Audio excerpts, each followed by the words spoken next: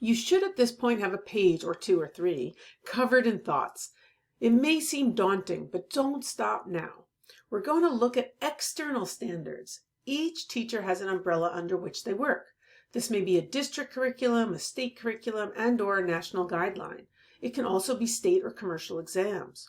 For example, the NGSS, Next Generation Science Standards, published disciplinary core ideas, science and engineering practices, and cross-cutting concepts, all meant to help teachers guide students towards building a cohesive understanding of science over time. I can go onto their website to identify what my high school physics classes are expected to have mastered by the time they've exited my class. One example is designing and carrying out investigations. The NGSS has terrific criteria that I appreciate and agree with. However, their language is often impossible for students and parents to comprehend.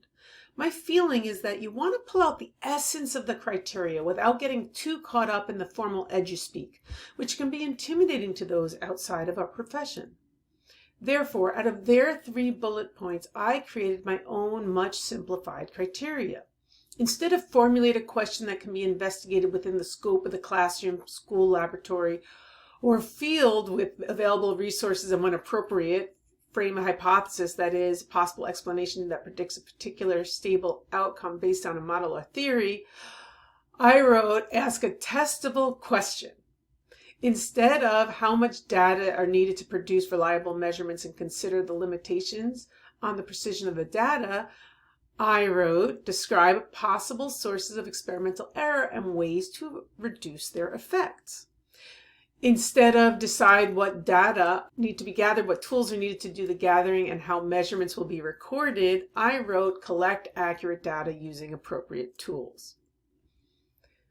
Every content area has published standards with a sequence from K through 12.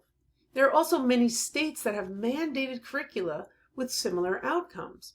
The College Board publishes their own objective for each of their advanced placement courses. You can find these online if you don't have a hard copy at your disposal.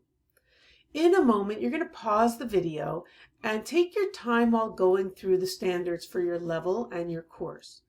This may take a while, and don't rush. Here's a few suggestions. Focus on skills, not content. It's not that content's not important, but that your learning progressions will be about what the students can do with the content. Don't eliminate anything from your previous list, just add. Put their objectives in your own words using simple language. And lastly, don't worry about repetition, grammar, or spelling. Just spill your thoughts out onto the page. If you don't like to write or can't write fast enough, of course, use the talk to text feature on your computer or phone or work with a partner. Okay, pause this video and begin. See you when you're done.